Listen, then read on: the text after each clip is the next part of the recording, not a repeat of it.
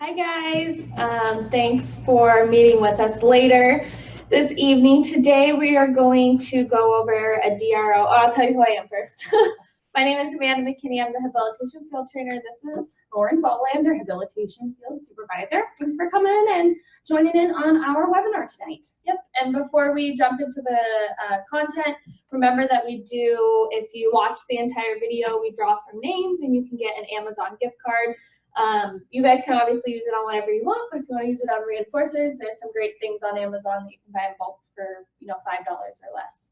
So we are going to be talking about a DRO today. So it's kind of a big term. It's differential reinforcement of other behaviors. So basically what we're doing is reinforcing a different behavior that we want to see over the one we're trying to get rid of. So I just have one question to ask before we jump into all the content. The question is just kind of, is there any disruptive or maybe repetitive behaviors that get in the way of your session? So trying to complete homework or cleaning their room or an outing, even if you guys are out in the community.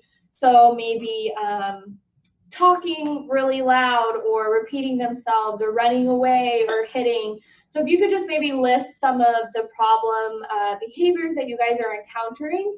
So when we do the role play after we go through the slides, we can maybe touch base on those to make it more relevant for you guys. So we are going to jump into the slides and then we're going to do a little bit of role play for you. So the first slide is just 5 easy steps to run a DRO intervention. So before we go over the steps, we're just going to talk about before you implement your DRO. So it's really important to just have baseline data of how often they engage in this behavior. So it doesn't need to be anything crazy, but you do need to have an outline. Does Johnny hit once in your 3-hour session, or does Johnny hit 10 plus times during your session? So just having a rough estimate of that. So when you set up, we'll talk about your timer later, but when you set up your timer later, it's realistic and they can actually meet it. Because if they're hitting, 10, 15 times, that's going to look a little bit different than if they're hitting once. Or if they're screaming or running away or non-complying, whatever that disruptive behavior is, into completing the task you're trying to teach. So Lauren's going to hit on step 1, and we'll go through that. Excellent. So just like with any sort of intervention we implement, it's always important to identify reinforcers for our learners. And like we've discussed in previous webinars, preference assessments are a great way to do that. So allow the child to select between different items to see what's going to be most motivating for them during this procedure. I prefer to have edibles or prefer to have rewards and reinforcers that are very quick. And that we're able to use repetitively. So things like edibles are really good. Blowing bubbles is another really good one. The kid likes tickles. That could be another really good one. Something that you can use quick and use a lot and use quite often. You guys can use, other reinforcers. iPad. I hear iPad and I see iPad a lot. If it is a reinforcer, that's kind of hard if you're doing, 5, 10, 15-second intervals. But you're doing 15-minute intervals and the client is a little bit of a faster learner, you can definitely, use the iPad, but make sure it's not a transition issue getting off the iPad. So just be realistic with your reinforcers, but typically things that go away like edibles or items you can get back rather fast are kind of your moneymaker because you're going to be giving them out so often. So it goes into step 2. So you want to establish the rule. We want to stay away from, no, stops, and don'ts because it can kind of cause the behaviors to pop up more. So you want the rule to be, for example, if you want to reduce the rate of hitting, you want it to be if you have nice hands when the timer goes off, you can get this. So you want to use statements, basically behavior you want to see. So if the client elopes a lot, you want to say walk with me. If the client takes their hands off the cart and grabs things, you want to say hands on the cart. So we want to focus on saying the behavior we want them to do rather than focusing on the no of what we don't want them to do. I know we bring this up in orientation, but if we say, stop thinking of a pink elephant, what are you all thinking of? So if we say things like no hitting, no screaming, sometimes that's a signal to do that thing. They, totally forget that word no, and it kind of puts it in their head. So you want to make sure you establish the rule. And a big thing with the rules, you want to stick with that rule. So if you say if you get nice hands when the timer goes off, you get you know, a Skittle, you have to deliver that even if the kid, you know, say the kid says a curse word. He still gets the Skittle because you didn't establish the rule of not saying a curse word. I mean, you can say if you have nice hands and a nice voice, eventually you can add on to your DRO. It doesn't need to be just one statement, but right off the bat, you have to stick to what the rule is. So if they have nice hands but they elope, they still get, you know, they didn't hit and they still get their reinforcer. So make sure whatever rule you're establishing, you're sticking to it. And if they go outside and do a different behavior, that we're still reinforcing them for the nice hands if they're complying with that. Yeah, I think it's really important to know that the target behavior that you are trying to reduce is really what's the focal point of the DRO. So yeah, there might be some other things that pop up within that interval, but we still want to reward the behavior, that target behavior that we were trying to seek. So the next step would be setting that timer. So if I've established my baseline, I've got maybe, you know, 12 seconds average that the learner is able to have nice hands before they hit. So I don't like to start with that exact average. I like to maybe shoot for a little bit under that because the learner is going to be a lot more successful. So if it was 12 seconds, I might start the timer for 10 seconds. And then once I do that and the timer goes off, I praise the learner and then give them their reward. Yep. So just practice. Practice makes perfect with that. So the more they're going to do it, the more they come in contact with the reinforcement. You just want to make sure in that teaching practice phase that you're giving them as much as possible. So like Lauren said, and you said 12 seconds, right? Yeah. So if they last 12 seconds, you want to make sure every 12 seconds they're getting, and that's why we suggest a fast reinforcer or a small edible, because they can keep getting a lot of it, and make sure they're coming in contact. You want them to know that the timer initially is the reinforcement, right? So they're getting a Skittle, but the timer is delivering the Skittle, if that makes sense. So them waiting for the timer and the timer going off, it's the timer delivering the Skittle, kind of, not you, if that makes sense. So they need to know that the timer equals the reinforcement, because every time that timer goes off, once you start delaying the time, which we'll go into, they'll understand that they get the reinforcer. Perfect. So you want to set the timer. So keep practicing. So basically, as the child starts to respond successfully, and they're not engaging the behavior you're trying to decrease, you need to start to increase the length of time. So there's a good rule that you can increase it by 25%, but that rule is really flexible. And it's for every 3 consecutive trials. So if Lauren is hitting me and I ask her to have nice hands every 5 seconds and she's successful, you know, that would mean if I'm doing 5-second intervals that Lauren is hitting quite frequently. I want to make sure, you know, Lauren can only not hit me for 10 seconds. So every 5 seconds, I want to make sure I'm giving her a reinforcer. How I'm going to increase that is once she's successful for, you know, 5 seconds, she gets a reinforcer, 5 seconds, she gets it. And then again, 5 seconds, she gets it. Then we'll increase it to maybe 10, 15, 20, 25. But every learner is different. If you have a kiddo that you have a 3-hour session and he only hits once, you can maybe do, okay, he can be successful in an hour. So every hour, he's going to get 15 minutes of iPad for not hitting. And then we'll do every hour and a half and then increase that to 3 hours. So that's a DRO you might just need to run successfully a couple times and keep practicing that. Yeah, and one other thing to note too is you don't have to do this DRO procedure for an entire session, especially if you're doing 5 quick second intervals. You know, that's going to be a lot of work for the entire session. So maybe choose, you know, a small chunk of the day to really practice this sort of procedure. Otherwise, it's going to be difficult to work on other things, and your learner might get a little burnt out on it. Yeah. Okay, and then adding. Oh, yeah. So then we also, if we're using a lot of edibles, that's not going to be necessarily sustainable over time. We're going to want to thin that reinforcement out a little bit. And a really good way to do that is by implementing a token economy, or giving tokens for every time the learner is able to have nice hands or engage in the target behavior by the time the timer goes off. So ways that I can do that is I'll just like I did with earlier reinforcers, I want to make sure that as soon as that timer goes off, they get that token so they can have contact with it, really understand that correlation between timer goes off, good stuff happens, and it's because I had nice hands or was demonstrating positive behaviors. So I'm going to initially deliver that token with the reward, and then assuming that the child remains successful, I'm going to deliver the tokens, and then they can cash in those tokens once they fill up their board. You guys took orientation with us, and so we do go over the token economy system. So it's very simple. It's basically that system. So after 3 consecutive trials, I'm going to add in another token, and I'm going to keep increasing that as they demonstrate that success.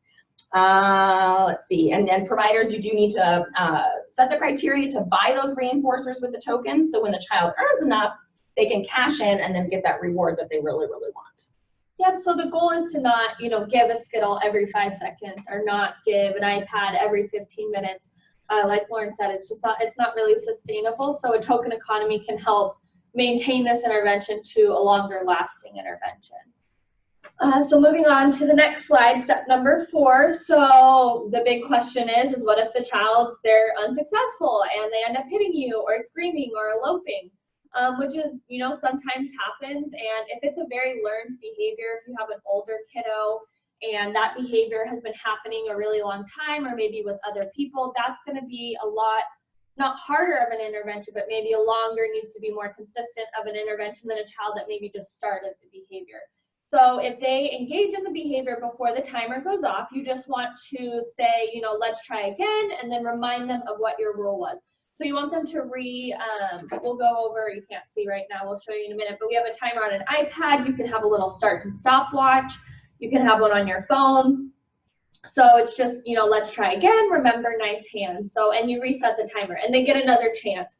So you're not ending the DRO, you want to try again. And sometimes you can go back on the time. So maybe if you say, let's try again, and then they're still not successful, maybe you try one more time and they're still not successful at that time that you increased or at the time you're delivering, you can always go back. Like, okay, I was saying a minute, he can't, run away every minute, and he just keeps being unsuccessful. You need to, maybe go back and lower your time, and that's okay. This isn't an intervention that you can really mess up on the time part of it. As long as you're delivering the reinforcement and setting the rule, that time frame can be really flexible, which is awesome, because with a lot of interventions, that's not the case, that you can be flexible like that.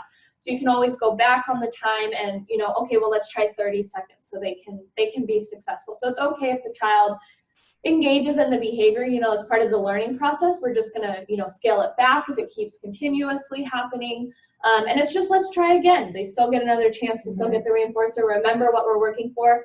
And notice, you always go back to reinforcement. If he keeps being unsuccessful, and even with the time, look at your reinforcers. If it's not reinforcing, that might be part of the problem too. So always, that's any intervention you run, anything you're ever going to do working with kids, make sure you check the reinforcement before you go changing your intervention. Excellent. And some additional tips for success helping run this DRO. Really like to do it when the kid or the learner is already engaging in some activity. This could be homework, it could be cleaning up their room, it could be doing flashcards, a puzzle. I mean, the activities could be endless, because we just don't want them sitting there mindlessly, just kind of sitting there hanging out and watching the timer to go off. We want them to be doing natural activities, things that they're already going to be doing, because that's as natural as we can make it. So the kiddo is able to understand, when I do these things, then I'm going to have nice hands and I get good stuff for it. Yep. So just go about like your normal schedule as you would, because if you guys just sit there, okay, nice hands for 5 seconds, nice hands for 5 seconds, it's going to be really boring, and you're not keeping, maybe their hands busy, and it's not their normal schedule. So the last thing we're going to touch base on before we go into a role play is just kind of, there are some limitations to running a DRO, and we just want you guys to be aware of those. So a DRO doesn't generalize well. So meaningly, it's typically most effective when it's in place. So when we're sitting here, we're working on cleaning his room and not running out of his room. It's, we're running the DRO for every 10 seconds, 20 seconds, he's not running out of his room, he's getting a Skittle. But when we don't have those Skittles and we're away and maybe someone else is delivering it, it doesn't really generalize well. And you can't run, it kind of goes into the next thing, that you can't run a DRO all the time. You can't be running it through your entire session, because that's a lot of reinforcement. It might burn the kid out. If it's a common behavior that they engage in, it might be kind of hard. So you want to pick a specific period of time you're working on it. So if it's, at the grocery store, it's through homework, pick one time to work on it each day. And you can even, let the parents know what the intervention is you're working on. So maybe they can work on it, maybe at dinner time if he elopes from dinner, or if he, spits out his food at dinner, whatever that engaging behavior is, you can let them know. Strain. So basically know your client and how long they can withhold from engaging in the behavior. So this kind of goes back to that baseline data, and if they're not being successful. So if they aren't showing success with those 3 trials, you want to stick to the rule of thumb of 3 trials, successful 3 trials. So if it's every 10 seconds, every hour, whatever your trial time is, if you will, you want to make sure they're successful 3 times in a row. And if they're really not showing that, because, you know, 1 here and there isn't a big deal, but if they're not showing consistently 3 times in a row that they are able to be successful, you need to reduce the length of time so they can be successful again. They need to come in contact with that reinforcement and know that we're reinforcing the other behavior. We're reinforcing the nice hands. And of course, we kind of touched base on this, but there's always a chance the client will get tired of the reinforcer. So for this reason, just have multiple options. Always give choices. Again, I do hit on edibles a lot, but be careful with edibles when you're working with a nonverbal client. Don't, you know, do it before dinner. Just all that kind of stuff we talk about with reinforcement. Just know your learner, what they can have. Little toys are awesome that you can gain access back to. Bubbles go away. Stickers, you can give them a sticker and they get to keep it, so that's kind of awesome. So present the options frequently and rotate them out. So maybe if you run the DRO Monday, Wednesday, Friday for an hour each time, maybe you use a different reinforcer every time and give different choices. Some kids are pretty spot on. They'll tell you what they want and they'll work for it every time, but if it's not working, go back to your reinforcement and set your time to be less. So yeah, those are just limitations with the DRO, and if it's not generalizing well, just let us know maybe why, or if it's an environment issue, and Lauren and I can definitely speak to that. So we are going to role play. Screen's gonna come to us. Is it on us? Cool. So exciting. So we are going to do table work first, and then we're gonna do one where we're at the grocery store. So I'm gonna show you guys the timer I put on the iPad. Once I get my code in, sorry. Cool. So this is just like a timer app. Can you see this? Sorry. A little bit, kind of. So if you can't see it, I'll just do a demonstration. You just start it, and it's a picture every time. You can use one on your phone.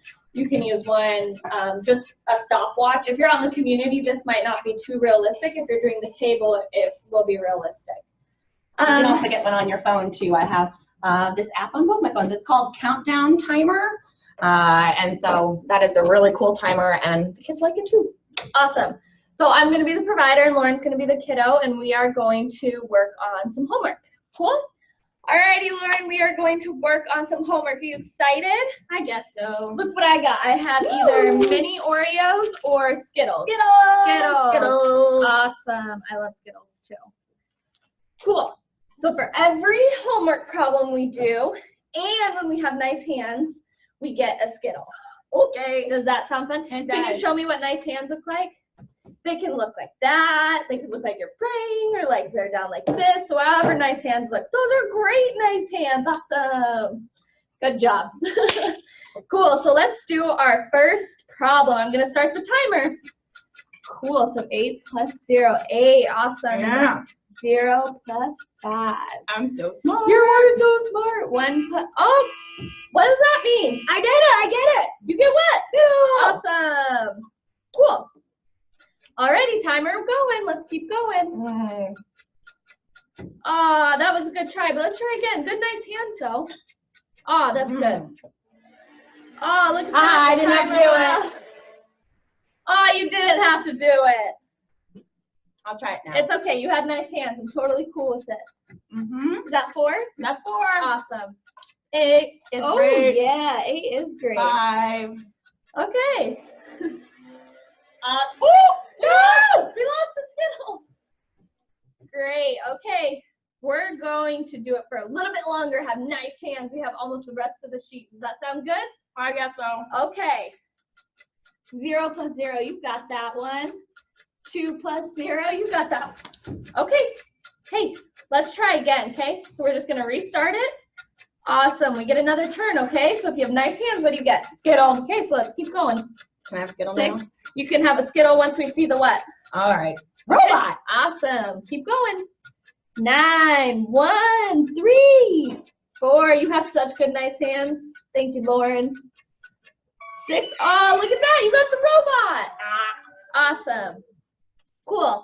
So as you can see, sorry, my hands are sticky from all the Skittles. So that was a table work one. So I don't know if you guys saw Lauren's sheet, but she was clearly being a little messy and a little silly, and a couple of them she didn't do, but she had nice hands. She was attempting to do it. Even when she went to hit me, you can let them reset the timer, let them have ownership over it. If they want to reset the timer every time, they want to be involved with it. I generally don't let the kid know how long I'm doing it for, if it is a minute or 10 minutes, just because sometimes they can start getting, a lot of our kids are number based and they can start getting like hooked on what the time is, or they might be like, oh, how much longer do I have? How much longer do I have? So know your learner if they can go back and forth with the timer. And if, you know, Lauren was unsuccessful at that 20 seconds, we would scale back to that 10 seconds. So I just did 3 10-second intervals. She was successful, and then she hit me. And then we went to a 20-second interval, and then she was successful, so she got a Skittle. So we are going to do, we're going to get up, we're going to move the camera, so let it focus. We're going to go to the grocery store. Lauren is going to be the provider. And my problem is I'm at the grocery store, and every time I'm at the grocery store, I want to grab items off of the shelf. Ooh, so okay. That is my criteria. I'm probably like, we'll say a 12-year-old girl. All right. Usually they start working on shopping skills. Cool. All right. So I'm going to be over here so I can give you the groceries very quickly. Okay. All right, Amanda, we're at the Walmart. Hello. Okay. All right. All right, Amanda, we are at the Walmart. Woo-hoo! We are going to take a walk down a couple of aisles, and we're going to have our nice hands on. You can buy all my favorite stuff. Well, we'll try it. We'll Okay. see if we have nice hands. We can buy. Can I ride on the cart? You can have nice hands on the cart, just like this. Show me that. Oh my gosh, you are so awesome. Okay. All right, so I'm gonna set the timer, and when the timer goes up and we have those nice hands, you're gonna get another Skittle. Oh boy! Oh, that was close. That was true. That was close. All right, I'm gonna start that timer, and boop. Oh, Twix! Oh, nice hands on the cart. Good job. I thought it was tricks. I meant tricks. All right, you're doing good. You're doing. Oh, that timer went off. There you go. All right. I love Skittles. I do too. Those hands look so good. Let's try. Oh, that's a commercial. No. Okay, there we go. We're gonna do it again. Ready? What's the problem with that? Oops. Yeah. Free apps. All right, there we go. Oh, I love that walking. Those hands look so good. Oh, hands on the card. Oh, Oops. We gotta try again. oh, you restarted it without me. And it was quick. You're doing good though. I have nice hands on the cart, You sure Lauren. do. It's almost done. Where's the Skittle? Where's the Skittle? All right. There it is. Nice Awesome. job. All right. Hands on the cart. Ah, We're are we gonna going again? We're gonna go one more, okay? One more. You're gonna have your nice hands. Okay. All right. All right. Grocery cereals. Nice hands. This looks so good, Amanda. I'm just doing it for the Skittles, Miss Lauren. That's all right. We gotta start somewhere. You're doing good. Oh my gosh, we're getting so close. You're doing so good. How much longer is the Keep it up. You store? got it. We're gonna be done after this last Skittle. We better be. Whoop, whoop. There you go. Thanks, Lauren. Awesome. You did such a good job with nice hands on the cart. We're going to go through the drive-thru and get some ice cream. Whoa. I know.